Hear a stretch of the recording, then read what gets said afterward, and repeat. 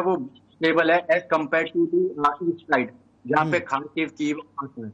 वहां पे तो बॉम्बिंग के बारे में भी मुझे पता चला है और उधर के लोगों में डर भी है। और उधर के स्टूडेंट जहां तक है मुझे पता चला है वो एवेक्यूएट हो चुके हैं। पर जितने भी बच्चे इधर के वेस्ट हैं वो इधर ही हैं, मोस्ट ऑफ द बच्चे। हम्म। और इधर वैसे भी डर है क्योंकि मोस्ट ऑफ दी जो दुकानें हैं वो खाली हो चुकी हैं। यहाँ पे सप्लाई की प्रॉब्लम भी है। हम्म। तो डर तो है, लोगों में डर है। हम्म।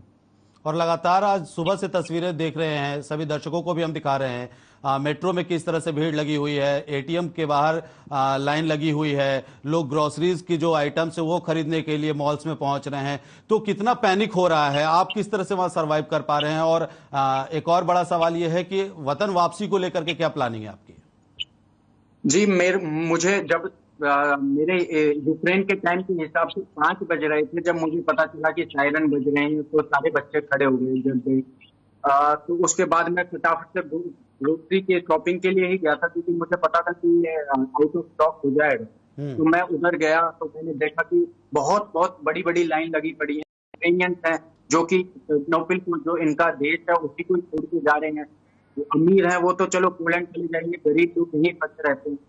और एटीएम में जितने भी पैसा कैश है वो खत्म हो चुका है। तो और इनका जो बैंक भी है, बैंक भी हैक हो जाती है बार बार। तो इधर अनस्टेबल सिचुएशन है।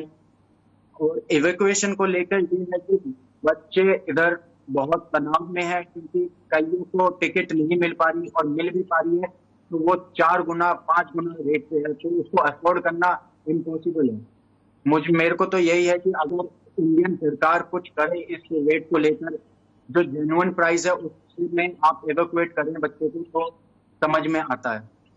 ठीक। तो मतलब हालात जो है वो बेहद तनावपूर्ण है, पैनिक सिचुएशन है पूरी तरह से। हाँ जी, हाँ जी। ठीक। तो वतन वापसी को लेकर के क्या प्लानिंग है? इसके अलावा जो टिकट्स की आप बात कर रहे हैं, 4 गुना दाम पर टिकट्स बेचे जा रहे हैं, सरकार से आपकी अपील, भारतीय सरकार से? मेरा ये कहना है कि कई बच्चे तो कीव एयरपोर्ट में भी अटके हुए हैं। और यहाँ पे जो भी बच्चे हैं उनकी तो वैसे ही कैंसिल फ्लाइट हो गई है क्योंकि एयर स्पेस बंद हो चुका है यूक्रेन का। हम्म। और वैसे एम्बेसी की तरफ से वो एडवाइजरी जारी होती रहती है कुछ कुछ हम्म। दो घंटों में। तो उससे दिलासा किस तरीके से मिल पाता है वो मुझे नहीं पता क्योंकि हम इस सिचुएशन में हैं जहाँ पे सायरन बजते रहते हैं तो घबराहट तो होती है कि कब से कब कोई बॉम्ब फट जाए, उसका आपको कोई पता नहीं है। हम्म। और मेरा तो यही कहना है कि अगर इंडियन गवर्नमेंट जल्दी से प्लेन भिजवाए और इधर से बच्चों को निकाले और वो भी प्राइस जो है जेन्युइन प्राइस है उससे लेता है, ना कि 5 गुना 6 गुना प्राइस पे। हम्म। और जी यही है। यूक्रेन में मौजूद भारतीय दूतावास जो इंडियन एम्बेसी है, उनके किसी अधिकारी ने किसी तरह का कोई संपर्क किया गया आपसे? जी, एडवाइजरी जारी करी गई थी, उन्होंने हेल्पलाइन तो प्रोवाइड कर रखी है, बच्चे उस पर हम्म। कॉल करके उनसे कांटेक्ट में तो हैं। हम्म। पर वैसा कोई नहीं है कि उनकी तरफ से ये बताया गया है कि कब एविक्यूएशन होगा, कब एयरलाइंस आएगी, उसकी कोई इन्फॉर्मेशन नहीं है। हम्म। और लोकेश, हमें यह भी जानकारी मिल रही है कि यूक्रेन में पूरी तरह से इंटरनेट को ठप कर दिया गया है, फोन लाइंस में भी जो है कहीं ना कहीं कम्युनिकेशन बैरियर हो रहा है। तो क्या इस तरह की बातें हैं, सही है ये पार्शली ट्रू है। अगर मैं ये कहूंगा कि कीव और ये खार्किव सूमी इस साइड पे जाओगे तो आपको कम्युनिकेशन प्रॉब्लम होगी। यहाँ पे भी थोड़ा इंटरनेट अनस्टेबल है पर कंप्लीटली बैन नहीं हुआ। हम्म। ठीक। और आपके परिजनों से आपकी बातचीत, किस तरह के माहौल है आपके परिजनों के बीच में? वो कितने टेंस में है, वो कितना आपको लेकर के पैनिक सिचुएशन में है? और जो भी आपके साथ में भारतीय छात्र जो फंसे हुए हैं, उनके परिजन क्या कुछ कह रहे हैं? कितना डर का माहौल बना हुआ है? घर वालों से बातचीत हो पा रही है आपकी?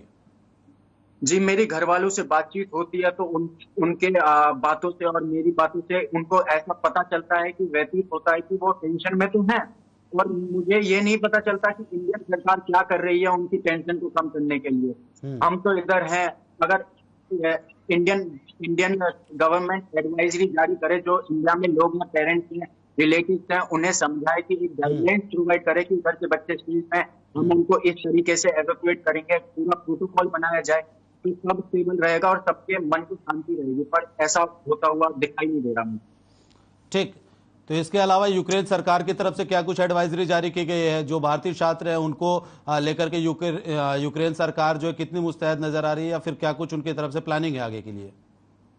यूक्रेन सरकार कुछ नहीं कर रही है ना, तो मुझे तो ये भी नहीं लगता वो यूक्रेन सिटीजन के लिए कुछ कर रही है। उन्हें तो अपना ही, वैसे ही उनके पास मेरे हिसाब से पैसे नहीं है, क्योंकि यहाँ के लोग वैसे ही जो काम करने आते हैं वो ही भाग रहे हैं। मुझे तो ये समझ में नहीं आ रहा कि यूक्रेनियन गवर्नमेंट क्या कर रही है।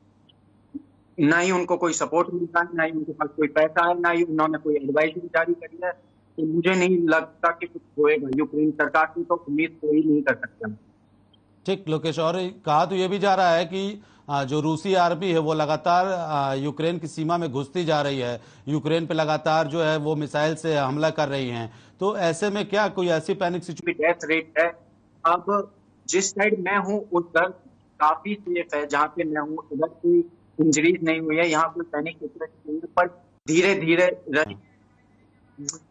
ट्रांसपोर्टेशन की ये है कि सुबह सुबह जब मैं बाहर गया था एक बार को देखने के लिए सिचुएशन कैसी है, जब ट्रांसपोर्टेशन चल रहा था, अभी ऐसी सिचुएशन हो चुकी है कि इमरजेंसी लॉ तो कल रात को ही लागू हो गया था, मार्शल लॉ आज सुबह लागू हो चुका है।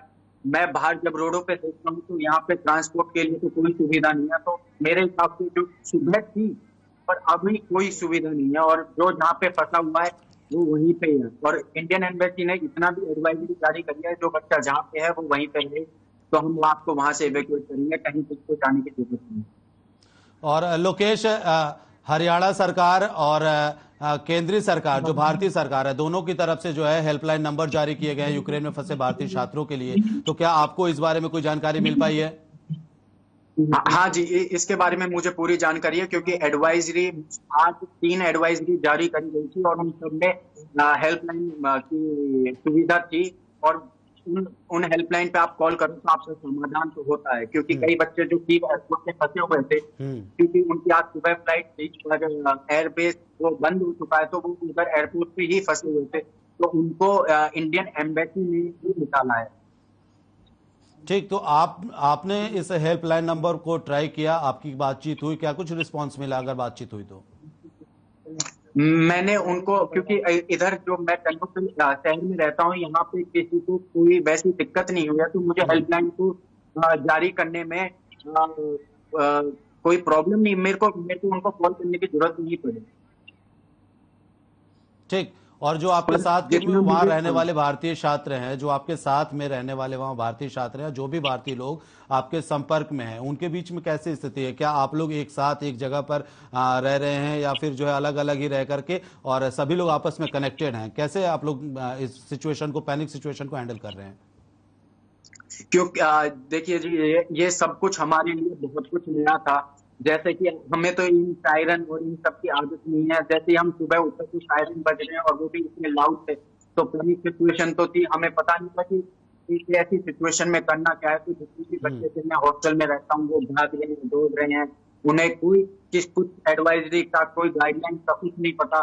तो सुबह सुबह बहुत ज्यादा पैनिक सिचुएशन थी। मेरे कुछ फ्रेंड्स जीप में भी हैं, उधर तो लगातार सायरन बजते जा रहे हैं। उनको क्योंकि पता है कि आपको बॉम्ब शेल्टर में जाना है, तो आप वहां पे बॉम्ब से बचिए, क्योंकि बॉम्बिंग हो रही है कि ठीक। तो अब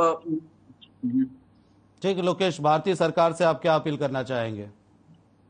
मैं भारतीय सरकार से यही अपील करना चाहता हूं कि जितने भी इधर स्टूडेंट्स हैं उनको एवैक्यूएट करा जाए जल्दी से जल्दी, और जो प्राइजेस हैं उनको जो एक्चुअल प्राइस है, जेन्युइन प्राइस है, उस हिसाब से ले सकता है, ना कि 3 गुना 4 गुना।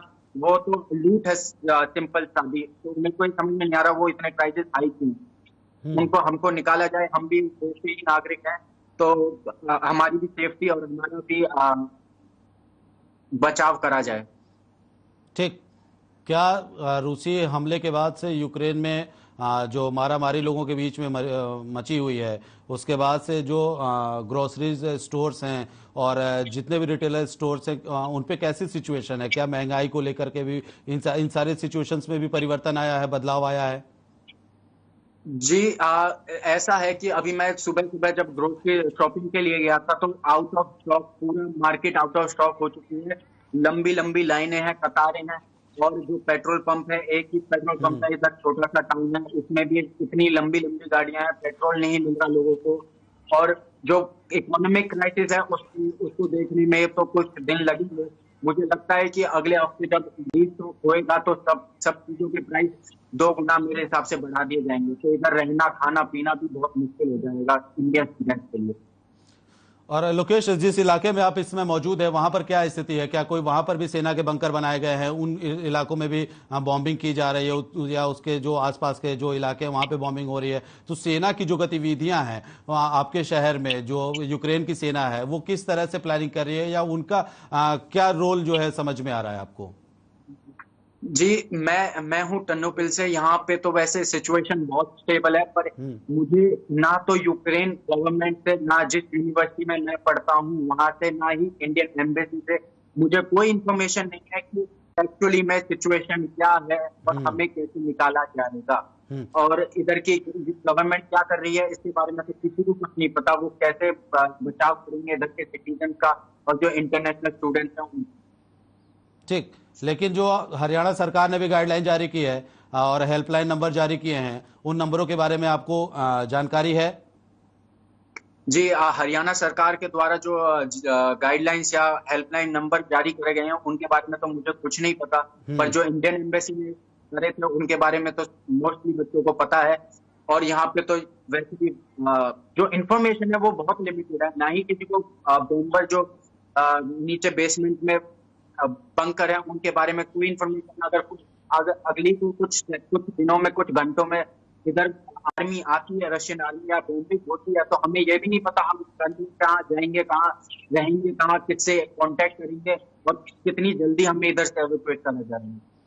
ठीक लोकेश, आपसे हमारी हर खबर की टीम संपर्क करेगी और आपको हरियाणा सरकार की तरफ से जारी किए गए नंबर के बारे में बताएगी। और मैं भी आपको एक बार वो नंबर बता देता हूं जो हरियाणा सरकार की तरफ से हेल्पलाइन नंबर जारी किया गया है। उस नंबर को आप भी नोट कर लें। हरियाणा सरकार ने जो नंबर जारी किया है वो है 9212314595। एक बार मैं फिर से रिपीट कर देता हूं आपको नंबर 9212314595।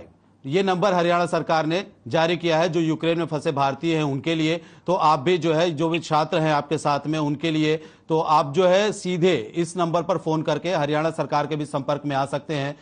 ये हेल्पलाइन नंबर हरियाणा सरकार की तरफ से जारी किया गया है। बाकी आपको जो है हमारी टीम फिर से ये नंबर मुहैया करवा देगी।